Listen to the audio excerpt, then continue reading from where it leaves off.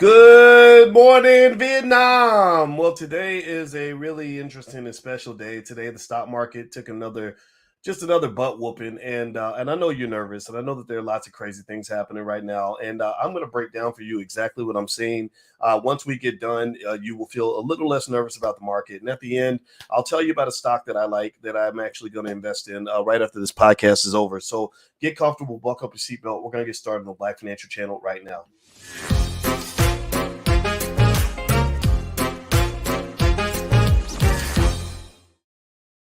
Good morning. Welcome to the Black Financial Channel. That's theblackfinancialchannel.com. My name is Dr. Boyce Watkins. I'm your friendly neighborhood finance professor.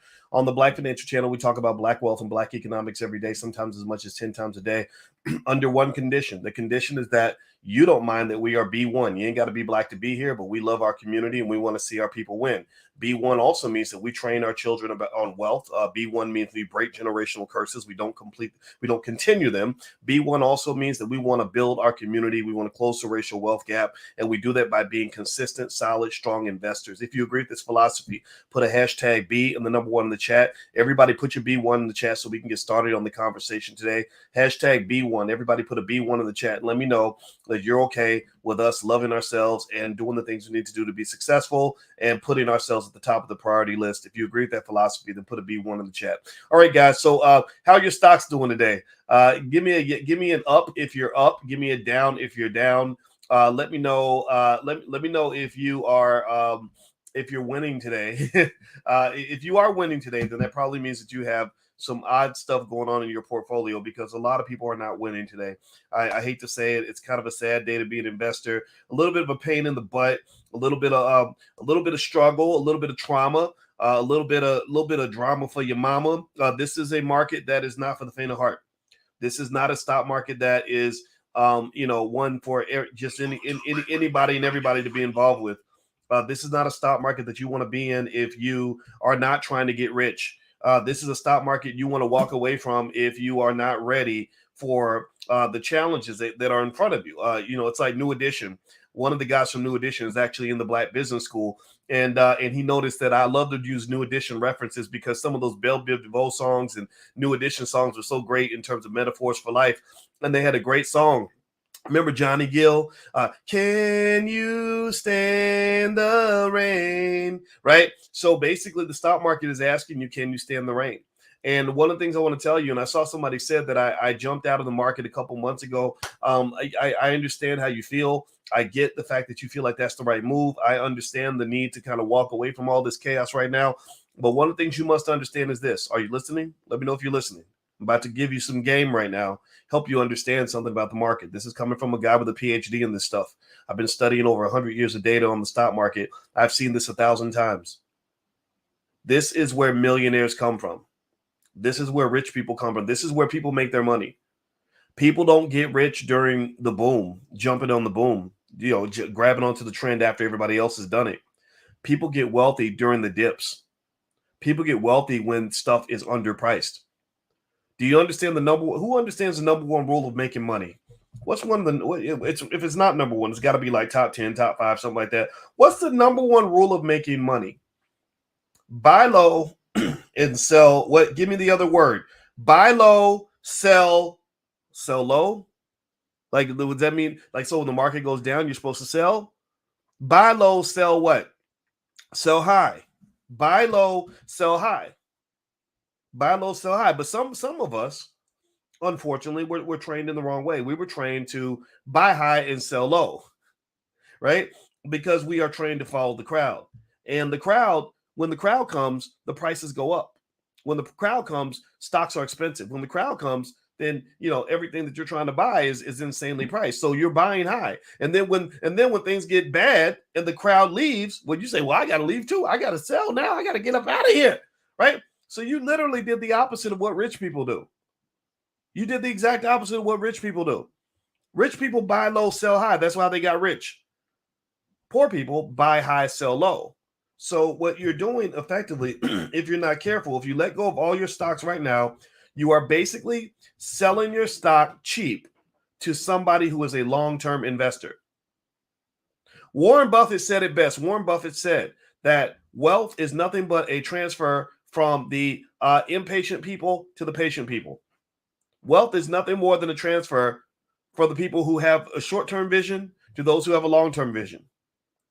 Wealth is a transfer from those who can't see the big picture to those who can see the big picture. So the thing that you never want to do in investing is you never want to be small-sighted, and you never want to be what they call myopic. Myopic is short-sighted. If you're small and short, then guess what? Your money is going to look just like your vision. If you're small and short, then you're going to have a tiny little vision, which means you're going to always have a tiny little bank account, which means your wealth level is always going to be as tiny as your vision. You don't want to be small and short. You want to be big and long. Size does matter when it comes to investing. Size matters when it comes to money mindset. Size matters when it comes to your ability to build wealth. So if you want to do well, you gotta be long and you gotta be big. And I'm using that weird sexual metaphor for a reason, because maybe that'll get your attention. Size matters. Does everybody understand what I'm saying? Do you get what I'm saying? Now, I had to start the day off with this conversation because I know that you're feeling a certain kind of way. I know that it hurts to look at your portfolio. I know what it feels like to look and see all that damn red. Man, I hate the red. I don't enjoy the red. I like the green. My whole portfolio turns green when it's when things are good. But today's not a green day. Today's a red day. Every day can't be green. Every day can't be wonderful. Every day can't be a winning day for you. So anyway, what I'm going to do is I'm going to go through some dynamics that I'm noticing in this market right now. And when we get done, you're going to be very comfortable with what's happening. You're going to understand it a lot better. Also, at the end, I'm going to grab a stock or two that I really like, that I actually believe constitutes a good investment. That way we can walk away feeling good and knowing that we have a long-term strategy to deal with this stuff. You got it? We ready? All right. Hit the thumbs up button. Thumbs up, thumbs up, thumbs up. Share, subscribe. Also, I wanted to mention to you guys, if you're looking for some kind of wealth training that might help you get through things like this and make money in situations like this, there is something that we have that's very popular called the Black Wealth Bootcamp. And if you go to blackwealthbootcamp.com, you can take a look.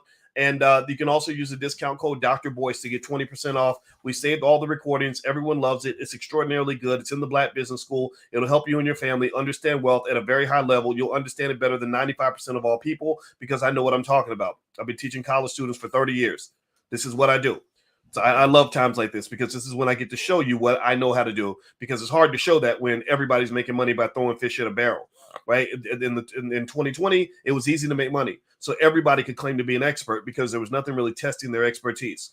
2022 is where the experts get to really show you what we know that's a little bit different from what everyone else understands. All right, so a few things I'm noticing right now. Number one, how many of you own Bitcoin? Does anybody own Bitcoin? If you own Bitcoin, you're probably hurting a little bit because Bitcoin is getting body slammed. Bitcoin is below 24,000 right now. Bitcoin is declining because typically when the market is in a situation like it is now, where consumer confidence is low, and you have these inflationary pressures and these challenges, these risks in the economy, the appetite for risk assets, the appetite for risky crypto drops. Investors don't want to own crypto in an economy like this. So your Bitcoin's probably going to keep on dropping. It could drop as low as below 10,000. If you are a believer, this is where faith comes into play. If you're a believer in Bitcoin, if you're a believer in crypto, if you believe that those things are going to work, then fine, go ahead and double down, keep buying into the dip, and then eventually, I think Bitcoin, especially in Ethereum, are eventually going to recover, but it may take time. It may take time. Number two, the number one catalyst right now of what's killing the market is inflation. It's inflation. Mainly in the big components of inflation that are really getting ugly are the cost of food. The cost of food worldwide is going way, way up. I think the cost of rice is about 90% higher than what it was a year ago, or maybe 70%.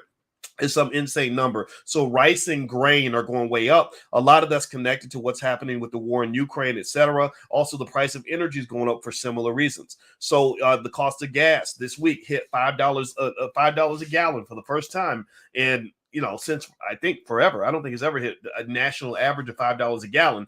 So ultimately, the cost of food, the cost of gas is going up. The Federal Reserve right now is trying their hardest to slow it down. I don't know if they can, because I don't know how much control they can have over the cost of food, which might be linked to wars in Europe, or the cost of energy, which is also linked to wars in Europe. But the Federal Reserve is going to try. They're going to, later on this week, the Fed is going to make an announcement. That's the third item on my agenda. They're going to make an announcement where they're probably going to increase interest rates by 50 basis points. If they go to 75, then you're going to get more blood in your stocks. It's going to feel like they came in and just put a knife in your chest and twisted the damn thing. And so you got to brace yourself and get ready. Jay Powell, the chairman of the Fed, knows his credibility is on the line, and if they make a move that goes extra hard on Wednesday, that could hit your stocks like a ton of bricks. They're trying to control inflation, and what they're doing is they're pushing the economy toward the brink of a recession in order to do that. They have to do this because they messed it up.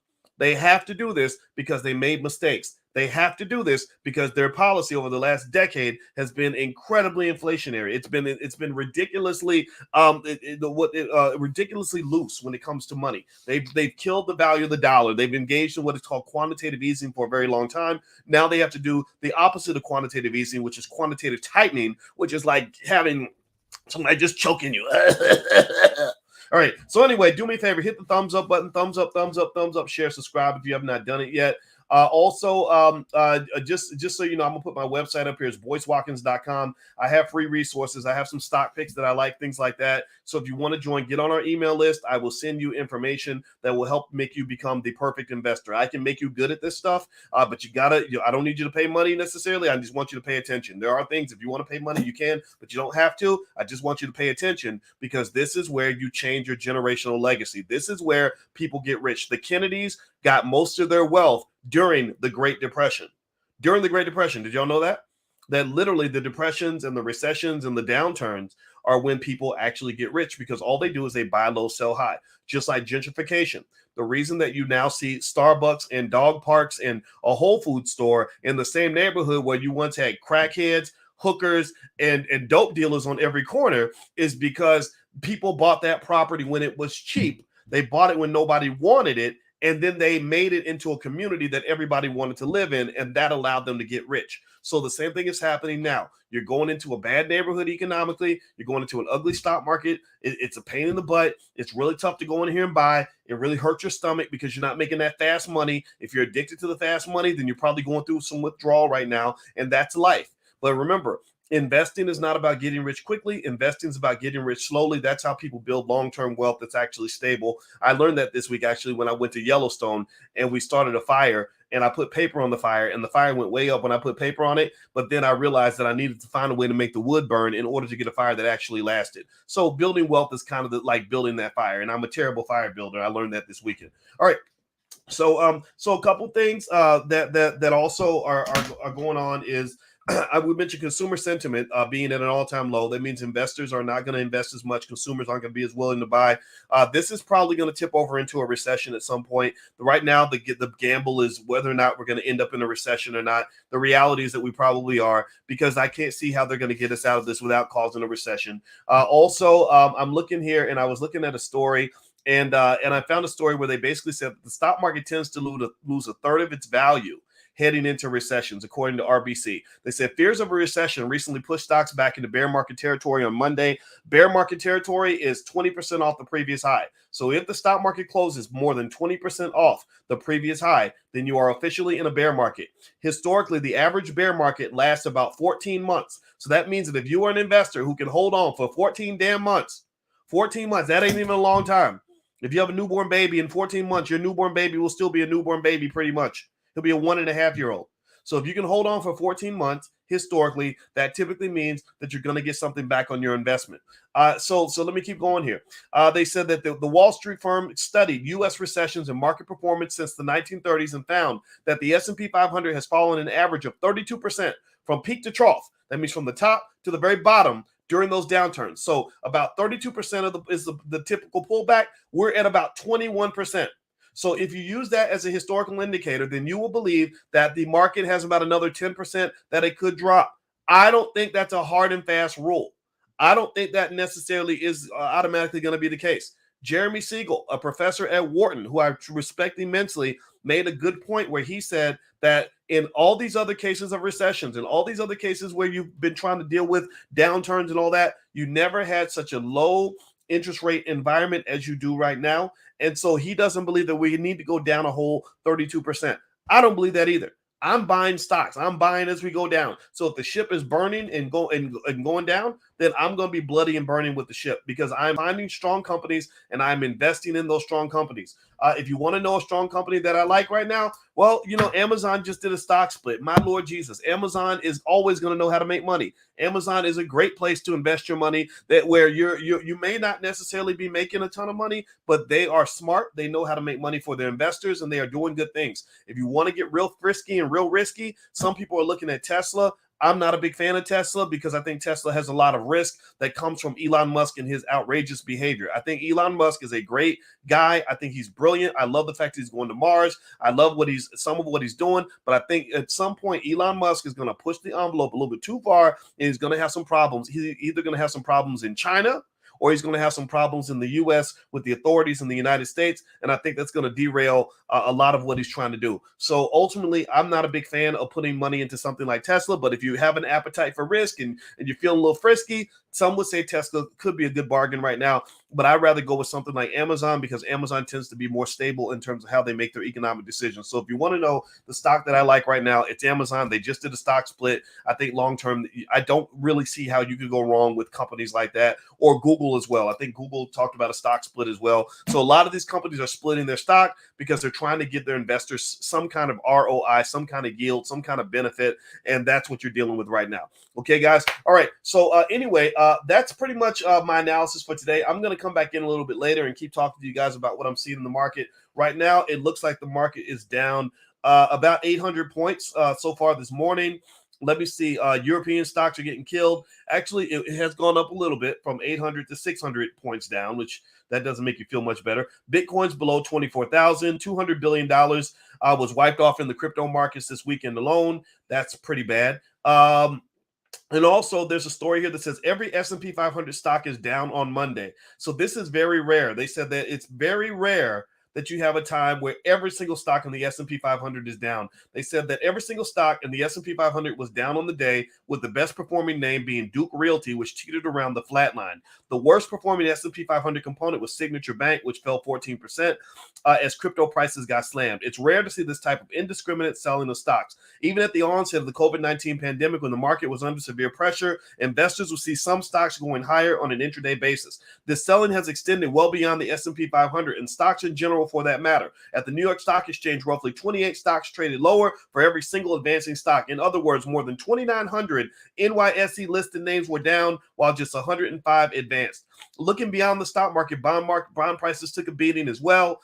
Meanwhile, commodities ranging from gold to oil were also under pressure. Gold futures dropped 2.6% to $1,827 per ounce. West Texas immediate futures, this is crude, this is oil, fell 2.2%. So they said the silver lining of this sort of indiscriminate selling is it might precede a bounce higher in stocks. Technical analysts tend to look for washout events like these to signify that a possible short-term bottom may be forming. But you'll be hard-pressed to find anyone willing to call a bottom heading into this week's Federal Reserve meeting. The central bank is largely expected to raise rates by 0.5 point on Wednesday. However, expectations for a 0.75 percentage point increase are on the rise after last week's hotter than expected inflation report. Let me translate that for you. I read a lot. It may have sounded like I was spitting out information a million miles an hour, but let me just slow it down real quick. I'm gonna do it like the old Pimp C rappers used to do when they would slow it down, the scissor music where they would play it real slow. So I'm gonna explain this real slow in terms of what's going on and what I just read.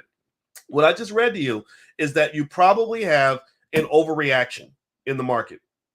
You may have a bounce this week, because when you get to the point where the market decides that every single damn stock is terrible, they're clearly overreacting.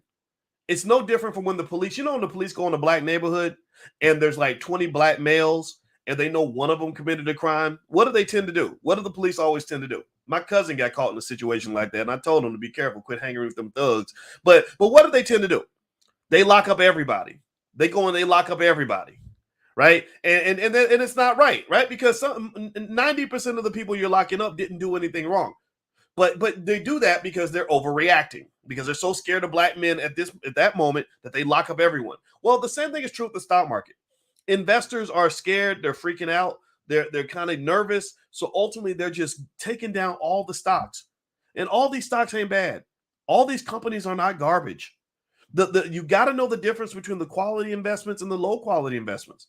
Some of these companies are diamonds in the rough that are going to make a ton of money in the future. So what this means is that you could have a bounce in the market. This bounce probably won't occur until there's more information released by the Fed. When the Fed makes their announcement Wednesday and talks about what they're going to do right now and what they're going to do in the future, that's going to really ruffle your stock. So you're going to have some volatility this week. The only thing that we can predict right now is that you're going to have an up and down market, a lot of chaos, and you have to be able to stomach it. So you may want to buy some stock and look away. Just walk away, look away, do something different, or you could watch it and buy more as the dips occur. That's what I'll be doing. So that's my 2 cents. That's what I'm saying. That's what's going on. So I hope that this helps you. I hope that you make a ton of money. Don't panic. These things happen all the time. But at the same time, there are some long-term economic problems that have to be addressed, and hopefully the Fed will address them appropriately. All right, guys. So one more time, some of you asked about that URL for the Black Wealth Bootcamp. If you'd like to go take a look at the Black Wealth Bootcamp, just go to blackwealthbootcamp.com. It is the most popular, most powerful program we have at the Black Business School. It will transform you and your family for life. It's a lifetime membership, and you can get 20% off by using the code word Dr. Boyce, all one word. Just put that code in at the end and you'll get 20% off. I guarantee you love it. There's a 100% money back guarantee if you're not happy for any reason, but I know you're going to love it because thousands and thousands and thousands and thousands of our people have already gone through the boot camp. This will get you to the level of economic understanding that you and your family need to do. I encourage you to not just do it yourself, but also do it with your family as well. So anyway, guys, I'm out of here. Have a great day. It was wonderful speaking with you, and God bless you, and I hope you make a ton of money. Talk to you soon. Peace.